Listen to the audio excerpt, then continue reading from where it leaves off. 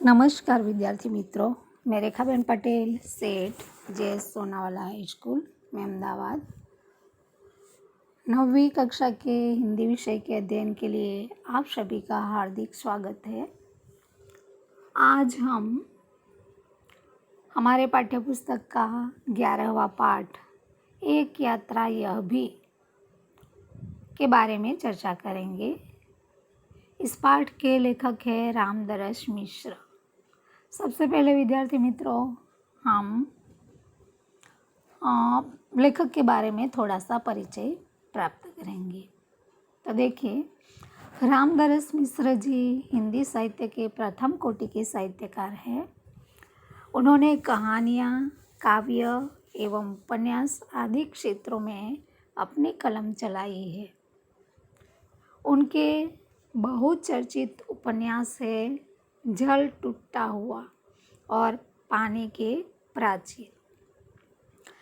उनकी कविताओं के संग्रह है बेरंग बेनाम चिट्ठियाँ, पक गई है धूप, जुलूस कहाँ जा रहा है, आम के पत्ते। उनकी कहानी संग्रह है खाली घर, बसंत का एक दिन, 61 कहानियाँ तथा मेरी प्रिय कहानियाँ। आम के पत्ते काव्य संग्रह को व्यास सम्मान से सम्मानित किया गया है। उन्हें हिंदी अकादमी के शिखर सम्मान एवं उत्तर प्रदेश हिंदी संस्थान के भारत भारती पुरस्कार से भी प्रतिष्ठित किया गया है। पाठ का शीर्षक है एक यात्रा यह भी।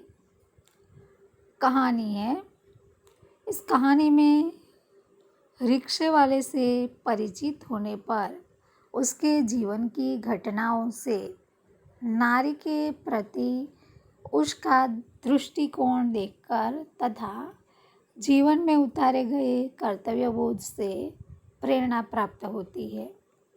स्त्री सम्मान, स्त्री सुरक्षा एवं आत्मीयतापूर्ण संबंधों को खूबी से प्रस्तुत किया गया है, जो अत्यंत प्रेरक है।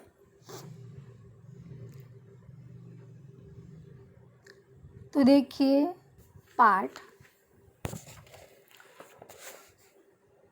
मैं बहुत यात्रावीर हूँ। यात्रा पर निकलते समय डर बना होता है कि पता नहीं कैसे कैसे लोगों से पाला पड़ेगा। सबसे बड़ी असहजता तो अनुभव होती है अंट शंट किराया मांगने वाले ऑटो वालों से।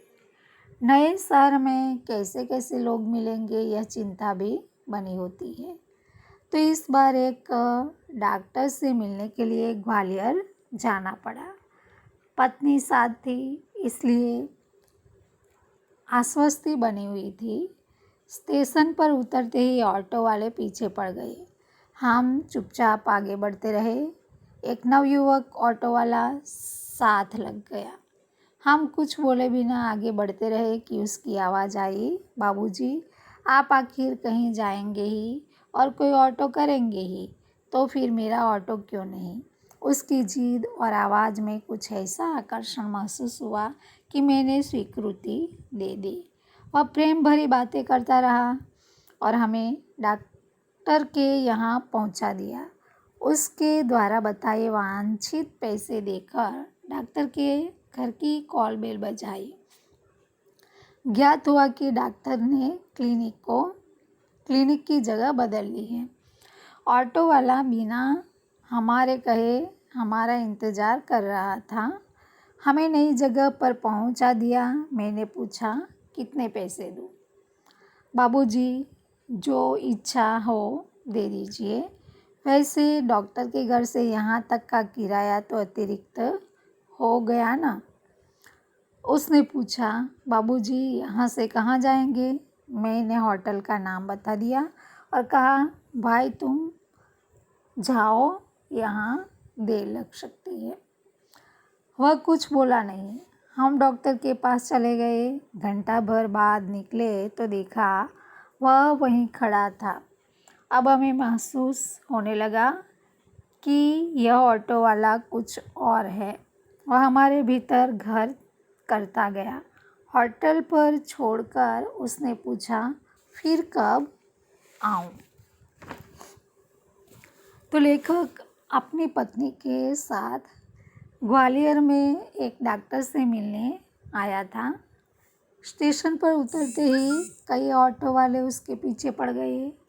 उनमें से एक ऑटो वाले की आवाज़ ने लेखक को आकर्षित किया। उसके ऑटो पर बैठकर वह डॉक्टर के क्लिनिक पहुंचा तो पता चला कि डॉक्टर ने क्लिनिक की जगह बदल ली थी। उस ऑटो पर सवार होकर लेखक डॉक्टर की नई जगह पहुंचा। ऑटो वाला बाहर उसका इंतज़ार करता रहा। 1 घंटे बाद लेखक बाहर आया तो अपना इंतज़ार करते ऑटो वाले को देखकर उसे आश्चर्य हुआ। उसे लगा कि यह ऑटो वाला दूसरे ऑटो वाले से कुछ अलग है। ऑटो वाले ने अपना नाम मोहन बताया। उसने लेखक को अपना फ़ोन नंबर दिया। तो लेखक और उसकी पत्नी एक बार डॉक्टर को मिलने के लिए कहाँ जाते हैं?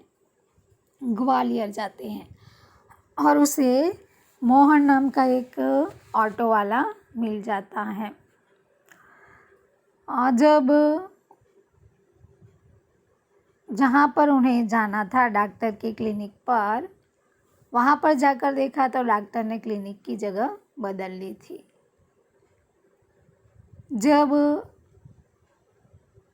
लेखक और उसकी पत्नी वहाँ से आए तो नई जगह पर ले जाने के लिए वह ऑटो वाला उसकी राह देख रहा था, इंतज़ार कर रहा था, कहे बिना ही। लेखक और उसकी पत्नी डॉक्टर के क्लिनिक से जब 1 घंटे के बाद वापस लौटे तो उस समय भी वह ऑटो वाला उसका इंतज़ार कर रहा था। और लेखक से ऑटो वाले ने पूछा कि आप अब कहाँ जाएंगे? तो लेखक ने होटल का नाम बता दिया और ऑटो वाले ने लेखक और उसकी पत्नी को उस होटल पर पहुंचा दिया। रास्ते में लेखक और ऑटो वाले के बीच कुछ बातचीत हुई। तो देखिए आगे पाठ।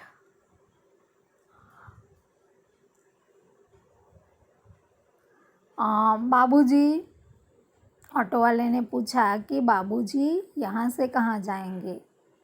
तो लेखक ने होटल का नाम बता दिया और ऑटो वाले से कहा कि भाई तुम जाओ, यहाँ देर लग सकती है। वह कुछ बोला नहीं। हम डॉक्टर के पास चले गए। घंटा भर बाद निकले तो देखा वह कहीं वहीं खड़ा था। अब हमें महसूस होने लगा था कि यह ऑटो वाला कुछ और है। वह हमारे भीतर घर करता गया। होटल पर छोड़कर उसने पूछा, फिर कब आऊँ? यानी आप शहर में घूमेंगे फिरेंगे ना? आपको जहाँ जाना होगा ले चलूँगा। वैसे यहाँ कब तक है? कल शताब्दी से लौटेंगे, लेखक ने कहा। तो आपको घुमाने के लिए कब आ जाऊँ? भाई आज तो थके हैं, आराम करेंगे, कल घूमेंगे। ठीक है बाबूजी, यह रहा मेरा मोबाइल नंबर, मुझे फ़ोन करके बुला लीजिएगा। अरे तुमने अपना नाम तो बताया ही नहीं। मोहन। मोहन अच्छा नाम है। दूसरे दिन घूमने का कार्य शुरू हो गया। वह बहुत प्रेम से के बाद एक स्थान दिखाता गया। मुझे बाबूजी और पत्नी को अम्मा नाम से संबोधित करता रहा। घूम घुमाकर होटल पर लौटे तो चाय पीने के लिए उसे भी कमरे में बुला लिया। वह बहुत संकोच के साथ आया। चाय पान के साथ हमारी पारिवारिक वार्ता शुरू हो गई। पत्नी ने पूछा, बेटे तुम ग्वालियर के हो? नहीं अम्मा, मैं मूलतः आगरा का हूँ, यहाँ आना पड़ गया। हमें लगा कि वह यह कहते कहते कुछ भर आया है, इसलिए चुप रहे। लेकिन वह स्वयं बोलने लगा, आगरा में अपना घर है। माँ बाप तो बचपन में ही गुजर गए। बड़े भाई ने मेरी परवरिश की। भाई वकील है। मैं भी बीए पास हूँ। कोई नौकरी खोज रहा था कि एक चुप्पी सी छा गई। हमें लगा कि इसके साथ कोई अवांछित घटना घटी है। उसे छेड़ा नहीं, किंतु उसने फिर कहना शुरू किया, मैं नौकरी की तलाश में इधर उधर भटक रहा था। एक दिन भटक कर लौट रहा था कि रास्ते में एक परिचित लड़की मिल गई। बदहवास सी धिधियाती हुई बोली, मोहन मुझे बचा लो। क्यों, क्या हुआ? मेरे माँ बाप एक अधेड़ के हाथ मुझे बेच रहे हैं। मैं कुएं में गिरकर जान दे दूंगी, किंतु उस खुशट अधेड़ के साथ नहीं जाऊंगी। मैं बहुत असमंजस में पड़ गया। क्या करूं? कर भी क्या कर सकता हूं? मुझे लगा कि स्टेशन चलना चाहिए। वहां उसे ले गया और थानेदार से हकीकत बयान की। वे कुछ देर सोचते रहे कि क्या किया जा सकता है। थानेदार साहब बोले, इसकी FIR लिखकर इसके माँ बाप को हवालात में बंद कर देता, लेकिन फ़िलहाल चिंता इस लड़की की है कि आखिर इसके लिए क्या किया जाए। एक छोटी सी चुप्पी के बाद वे एकाएक बोले, तुम्हारी शादी हो गई है? मैंने न में सिर हिलाया। तो बोले, तुम इससे शादी क्यों नहीं कर लेते? मैं तो इस आकस्मिक प्रस्ताव से चकरा गया, किंतु कुछ पल बाद लगा कि इसमें बुराई क्या है। मैंने कहा, सर इससे तो पूछ लीजिए। थानेदार ने उससे पूछा तो उसने स्वीकृति सूचक सिर हिला दिया। लेकिन क्या मोहन? बाबूजी, लेकिन यह कि भाभी अपनी बहन से मेरी शादी कराना चाहती रही।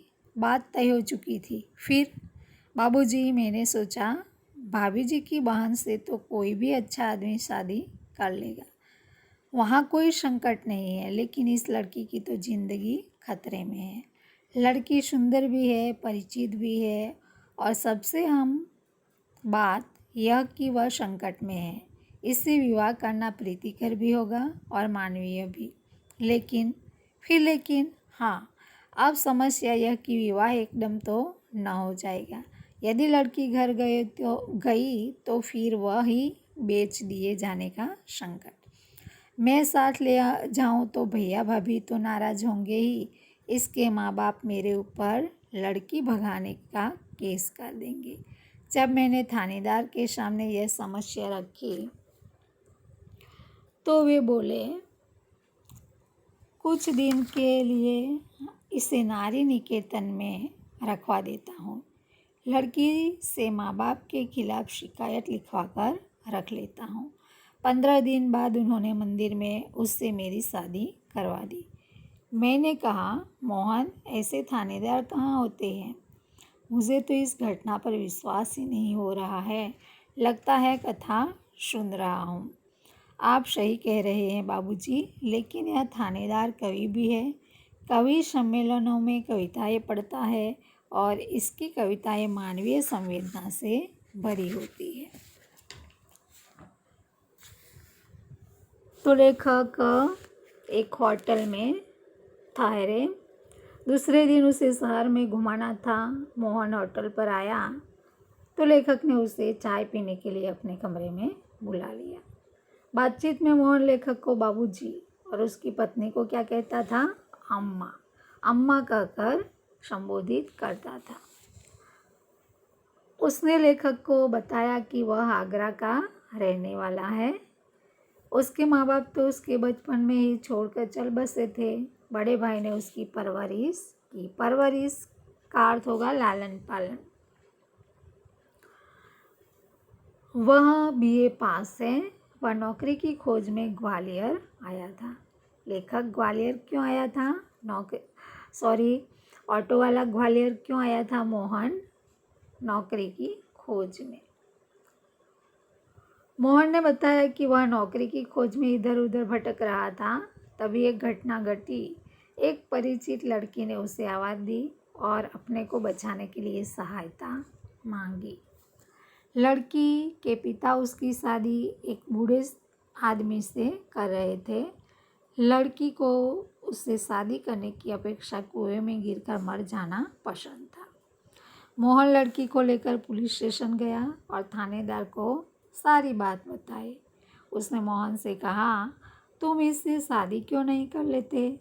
लड़की मोहन से शादी करने को तैयार थी। मोहन की भाभी उसकी शादी अपनी बहन के साथ कराना चाहती थी। भाई का भी नाराज़ होने का डर था। लड़की के माँ बाप भी उस पर अपनी लड़की भगा ले जाने का केस कर सकते थे।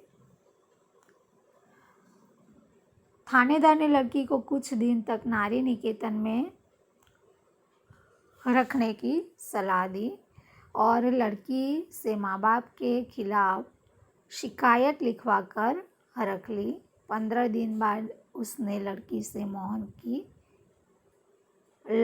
मोहन की शादी करवा ली। तो विद्यार्थी मित्रों, इस वीडियो में हम इतनी ही चर्चा करते हैं। आगे के पाठ की चर्चा अगले वीडियो में करेंगे। नमस्कार।